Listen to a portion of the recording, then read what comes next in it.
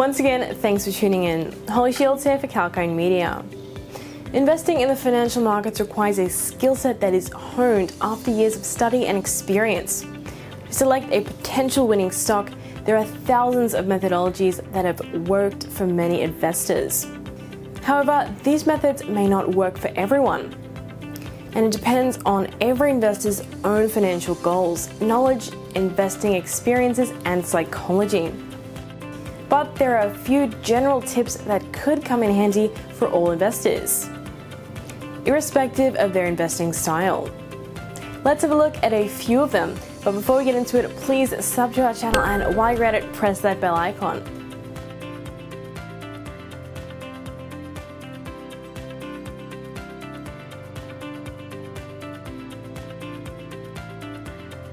Economic moat. Investing is a long-term game, unlike trading. Therefore, an investor needs to find those businesses that have a long-term and sustainable competitive advantage. In the short term, a lot of businesses could do well, especially with supportive economic conditions. One of the best examples of this is a commodity-based business, like metals and mining companies, which generally do well in an inflationary period. However, to sustain a long term, the company cannot depend on these external factors and needs to have their own edge. This edge could be a strong brand value, pricing power, high switching cost, sectoral outlook. This is probably the most overlooked factor in investing. Most of the people directly focus on the companies that they want to invest in without analyzing the sector they belong to. A sector with a strong outlook is as important as the outlook on the company in that sector. This helps increase the chances of investments delivering a good return. A rising tide lifts all boats.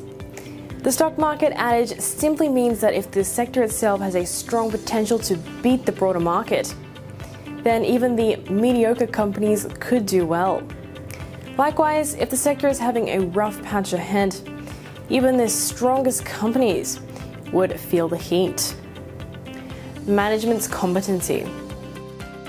A captain can navigate a ship to its destination or far away from it. Similarly, the management of a company can steer the firm towards its goals or away from it. The management needs to be capable enough to understand the economics of the business, its vision, and the challenges ahead to achieve its goals.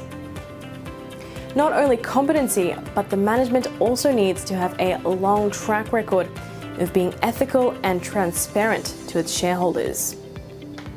It's also somewhat difficult to judge the management as there are no quantitative parameters to analyze. An investor needs to rely on their judgment by keeping a close eye on the top honchos of the company. Cheap isn't always good. Investing is all about buying lower than the intrinsic value of the business and selling it at a par or above. However, this does not mean that every business that is up for grabs at a discount is a good deal. Most investors fall into the trap of buying a steeply discounted business in hope to make a windfall profit, without understanding why. Before jumping the gun, try to analyze why the market is steering clear of this company. If the reason seems to be justified, try to look for another opportunity. Else, making a contrarian bet could reap high returns if the business does well in the future. Steer clear of the noise. The final tip we'd like to give you is stop chasing the buzz.